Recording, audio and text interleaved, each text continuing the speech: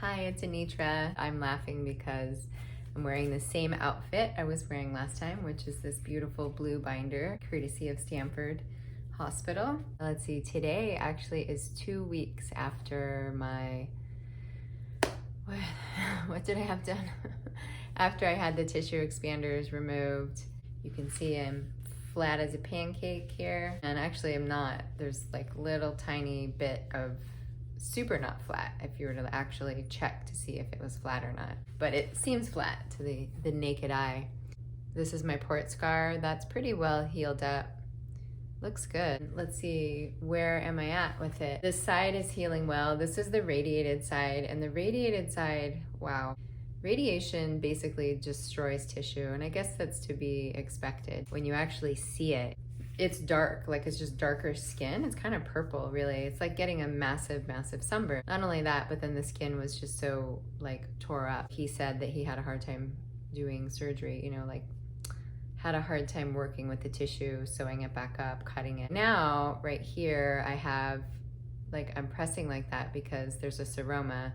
There's fluid in there. Usually the body will just reabsorb it, and I've got this thing on like as tight as I can kind of handle so that hopefully my body just reabsorbs it. This side, the incision is looking pretty good. It's pretty long. It's about that long. It's longer than I would have thought, but when they're like, you know, he drew an elliptic. Is that an ellipsis? He drew a like eyeball almond shape, and then, you know, cut it and put it together. They actually have to go like pretty far out to make it so that it like comes together in a somewhat, you know, tight way. There's a little bit of right here, you can't see it with this binder on, but in people that have more body weight than I do, they call it like side boob. It's basically just like an excess of tissue there because it's fat essentially, or whatever, you know, it's like skin and fat. So I've got that a little bit, and then I have these things, they call these dog ears, and it doesn't look like it's that much, and it's really not that much, but in comparison, you can kind of see the darkness there to how flat this is and how like poofed out that is. I can have that liposuctioned on both places. And the irony, I guess, what's kind of funny is that they could actually inject it into this area to kind of smooth it out more, but it's not as concave as I thought it was going to be. It might change as it continues to heal. I don't really feel like it's swollen, but like I said, I've got that seroma on this side, and then this side, it's hard, and I don't know what that is. It feels kind of weird. I'm wondering if it's scar tissue.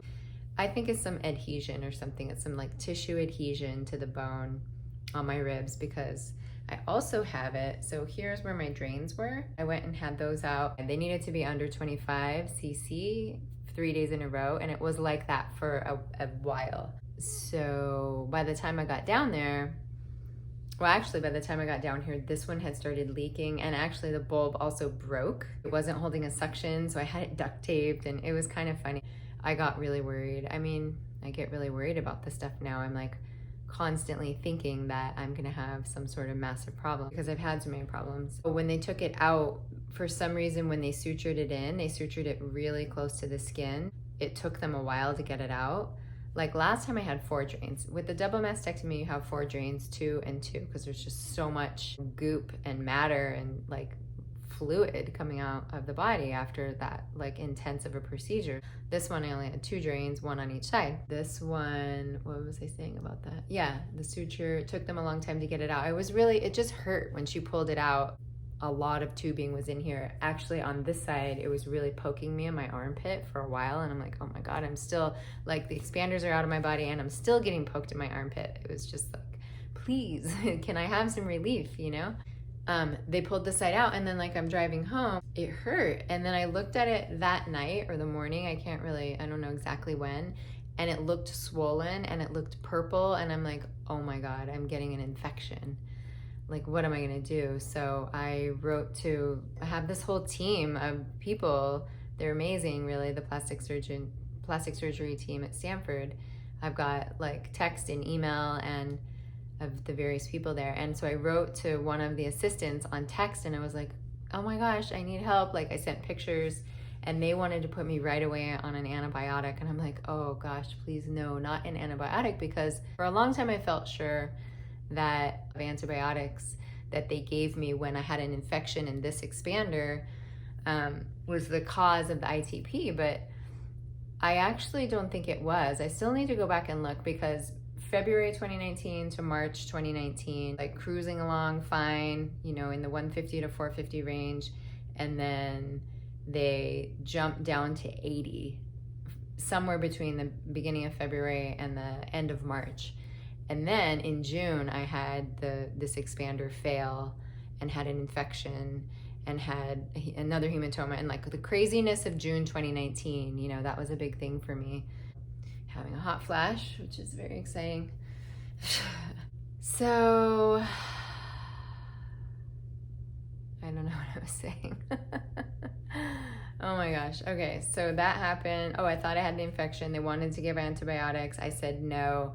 I reached out to a friend of mine, and he was telling me about the amount of garlic, the amount of vitamin C, and the amount of monolaurin. It's this like coconut fat thing. I got monolaurin a long time ago when COVID first broke out, because they were talking about taking it. The day after surgery, my platelets were 25,000, which is crap, you know, it's terrible. I had my blood drawn again and they were 107, that's right. I can't remember how many days post, but I was like, oh my God, they're 107, it's a miracle. I thought that taking the expanders out, maybe I did have breast implant illness, or I thought I had also been doing all the things that I do, like the papaya, the pomegranate, the pumpkin, all the vitamins and stuff that are supposed to be the way that a person can cure themselves of ITP, and I did a bunch of that before I got my complete blood count. So I thought like maybe it's a combination of the two, but I don't know. Anyway, they were 107, and like I always do, every time they go above 100, I just think I'm good. I don't need to worry about it. I told the doctor, the oncologist, who's also the hematologist, that I didn't want to get the M plate injection. I just wanted to try to take care of my platelets on my own. He said, okay, fine, well, let's at least monitor your blood and we'll get your weekly CBC. So I went in and they took my blood. It was late in the day, it was 4:30, and I have the app on my phone that gives me the results of my labs, which I absolutely love. Thank you, iPhone. I saw that they were 13,000, and I'm like, oh, it is so discouraging and feels like I get the wind knocked out of my sails whenever the platelets are really low. It's just hard for me. So they called me the next day and they just basically said, hey, doctor wants you to know they're 13,000. He knows I don't want to do steroids. That's one of the things they'll do. It works. It definitely works. It works for me. So they called me, and platelets were junky, and I thought about it, and I was like, you know, telling a couple friends, I'm just gonna try to do my own thing. I'm gonna try to raise them. And I felt lightheaded. I had my daughter. We just ran like a couple of nearby errands, nothing big. I took a walk that morning because I've just like so been missing my walks, and the air quality is really bad where I live. I think the particulate count was like 140. It's super bad. But I did take a walk because there seem to be these little windows when you can get out there and it's not actually gonna kill you. Felt like I couldn't feel my legs. My legs were like, I don't know, they were kind of tingly. It felt sort of like they might give out underneath me. So I didn't take that long of a walk. I stayed super close to the home, but you know, it was really important for me to walk after surgery. The more I thought about it, then I'm like, the weekend is approaching. Like, what if I don't know, what if I fall down on Friday night? You know, Friday night seems to be the nights I always ended up in ER. I don't know why, but every time I was in the ER, it was like Friday night. And then I couldn't get to my doctor until Monday, even though I also have his text. But I try not to overuse it, you know, because I don't want to be that person, even though I kind of am. So I just decided that I called them like before they left for the day, because all the doctors seem to leave early these days. I guess with COVID, it's like doctor's office closes at 2:30. They used to be open till, I think businesses used to be open till 5, but it doesn't seem like that's the norm anymore. I called them like about 2 or something, and I said, I want to get the shot, like give me the shot. And they said, okay. So we put the order in for it, and actually the infusion center, they squeezed me in like really late in the day, 5 o'clock, 4:30 something, and I was able to get the shot, and that was Wednesday. Or was it yesterday? See, that's how bad my brain, like, I don't even know the difference. I don't know if I got a shot yesterday. I think it was yesterday. It was yesterday. Okay, so, whew. I woke up and I felt so much better. But one of the things that definitely happens and is happening is that I've got bruises. Look at this bruise. That's the bruise from where they took my blood. Like, that shows you my platelets are not good. And then I have like, I always show something, huh? Like, that's a little bruise, but I've got a big bruise that isn't really coming through in the video. I'm itchy, this thing is itchy, and the tape is itchy, and stuff is itchy, and like when I scratch, it leaves little petechia, they call it. So yeah, platelets aren't good. Oh, I went to the cardiologist, so that was another thing that happened. Like, he told me, you know, they had to give you an EKG when you were in surgery. If there was anything to report, they probably would. He tested me for everything, and last time they tested my heart, he said I did really well. It was 12.1, whatever that is, 12 times higher than the base or something like that. And I was just like running on a treadmill and they were measuring my heart and stuff. That was fun. That was a year ago though. So he's like, I'm just not at all worried about your heart. He wasn't concerned about it. And he said effects that come from the chemo and the radiation and secondary cancers and stuff, they basically take at least 7 years. So me being 1 or 2 years out from treatment, I'm really only, I think, 1 year out from chemo. Is that right? Yeah, not even 1 year. So that's from chemo, but I've got chemo and radiation. I still wish I didn't do radiation, I must say. Anyway, so because especially it's just like the radiation gets so close to the heart, I really wish I didn't. But you know, 2 people that I really like admire and respect who've been through cancer treatment, 2 people that I was really close to in my life, said, Anitra, just do it. And I did. And I do regret it to some degree. But anyway, it is what it is. It's really hard to tell if I still feel pressure in my chest. And binder is pretty tight, but it's hard to know if like removing those really made that big of a difference. I guess time will tell. He's the one that told me, I guess he's a heart doctor, so he knows something about blood. You know, the more you know, the more you realize you don't know. Also, the more of like a big tangled knot, you know, there can be, because like basically what he told me was that it could have been a misread. Like the blood can clump in a way. So depending on how Quest, you know, the people who read the lab results, they're called Quest, maybe they read it poorly, so that like they went from 25 and they went up to 107, and he's saying that could be inaccurate because of the way the blood could have clumped when they measured it. And I'm like, and he's like, if you could ask them how they measure it. And I'm like,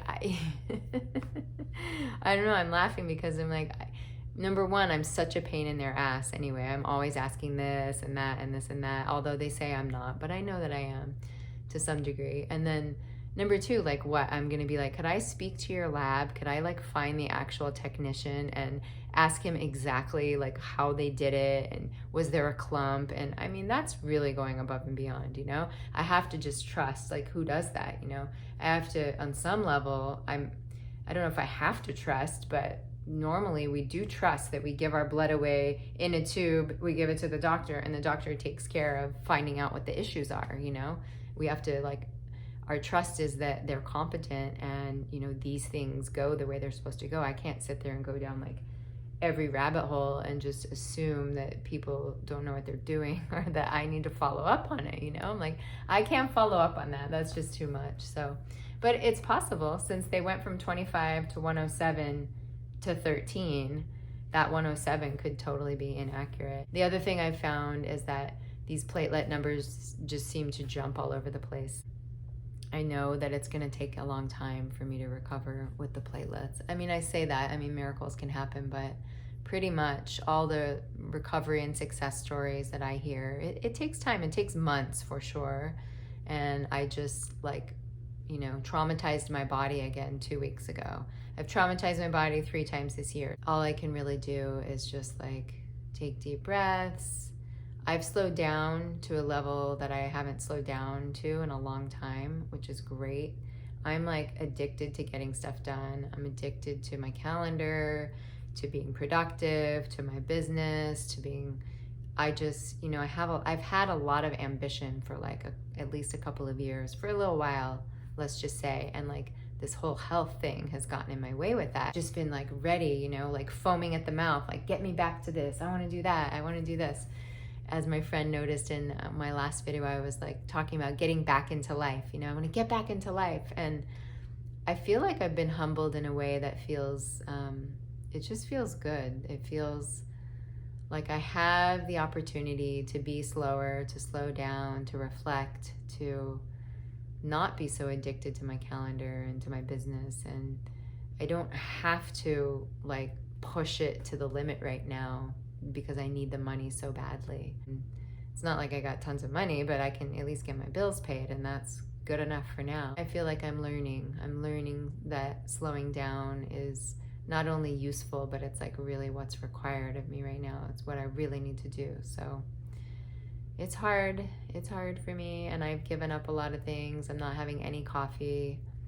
I like coffee a lot. And God, this is getting long. The crazy thing is that a lot of the things that people do to build their immune, I don't know about you or where you live, but where I live and everybody around me is always like, build your immunity, build your immunity, build your immunity. And like for me, I need to do the opposite. I need to like deconstruct my immunity. You know, my immune system is on overdrive. So echinacea and vitamin C and all these things. I mean, those by themselves are probably fine as far as I can tell when I do research, but all these like immune support and, you know, boost your immunity, I don't do that stuff because my immune system is on overdrive. So it's so challenging. And like, I stay away from ginger, garlic, and tomatoes. I mean, those are 3 things I love dearly. Black pepper. I don't think black pepper is tied to platelets, but it is tied to O blood, which I'm also trying to follow some of the recommendations for somebody who has type O blood. Anyway, my life is all about my health right now, and I guess on one level, COVID has made it so that the world has slowed down, and I have slowed down inside the world slowing down, which makes it a little bit easier, because if everybody else was like going full steam and living all their dreams and hopes and wishes, and I was over here on pause for my dreams, hopes, and wishes, I would feel very sad and sorry for myself.